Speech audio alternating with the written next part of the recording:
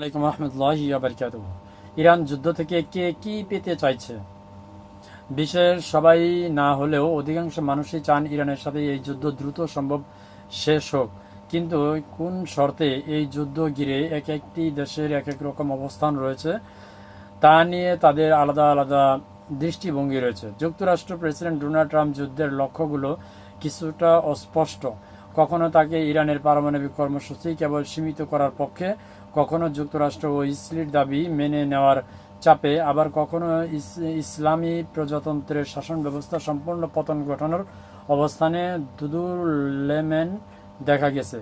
এখন পর্যন্ত ইরানের পতন ঘটেনি, দেশটি আত্মসমর্পণ করেনি। তবে 16 দিনের টানা নিখুঁত বোমা হামলার দেশটির সামরিক বাহিনী মারাত্মকভাবে দুর্বল হয়ে পড়েছে, এটা তো সত্য।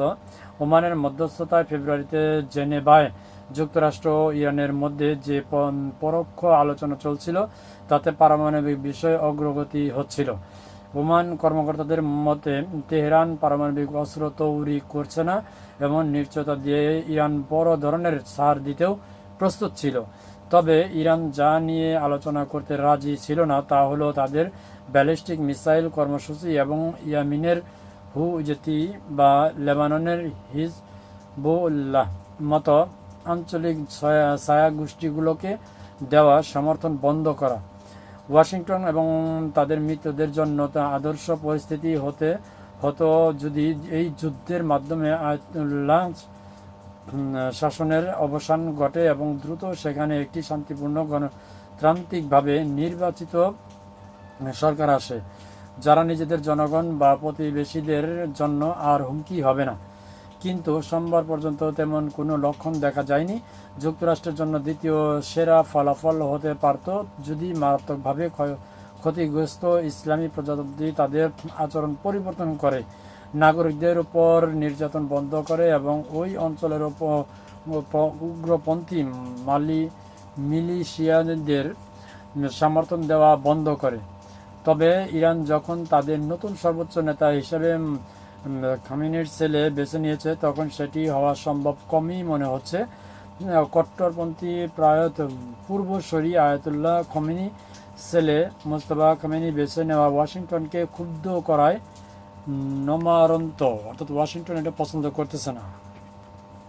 ইরান চায় যুদ্ধ যত দ্রুত সম্ভব থামুক, তবে যে কোনো মূল্যে নয়, অর্থাৎ ওয়াশিংটনের সব দাবি মেনে নিয়ে নয়। তারা জানে যে এই যুদ্ধে ট্রাম্পের চেয়ে বেশি সময় টিকে থাকার মতো কৌশলগত ধৈর্য সম্ভবত তাদের আছে। তার উপর ভৌগোলিক অবস্থান তাদের অনুকূলে। উপসাগরীয় দেশগুলোর মধ্যে ইরানের উপকূলীয় দীর্ঘতম সরু সমুদ্র প্রণালী দিয়ে বিশ্বের প্রায় 20% তেল সরবরাহ হয়, যেখানে অনির্দিষ্টকালের জন্য জাহাজ চলাচলের হুমকি সৃষ্টি করার সক্ষমতা ইরানের রয়েছে। সবকিছু মিলিয়ে আসলে ইসরায়েল কি চাচ্ছে একটু দেখি। যুদ্ধ জড়িত তিনটি দেশ যুক্তরাষ্ট্র, ইরান এবং ইসরায়েলের মধ্যেই যুদ্ধ শেষ করা তারা সবচেয়ে কম মনে হচ্ছে। তারা ইরানের ব্যালিস্টিক মিসাইলের মজুদ গুদাম, commando and control centre, radar station এবং আইআরজিসি ঘাঁটিগুলো যতটা সম্ভব ধ্বংস হতে দেখতে চায়।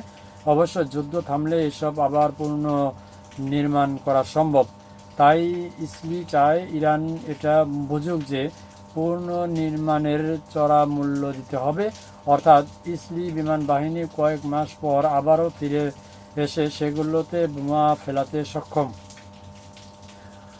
অন্যান্য দেশগুলো কি চাচ্ছে একটু দেখি। সৌদি আরব, সংযুক্ত আরব আমিরাত, কাতার, বাহরাইন, কুয়েত এবং ওমান, এই আরব দেশগুলো ভেবেছিল তারা সমুদ্রের উপরে ইসলামী প্রজাতন্ত্রের সঙ্গেই মানিয়ে নিতে পারবে, কিন্তু এখন পরিস্থিতি ভিন্ন।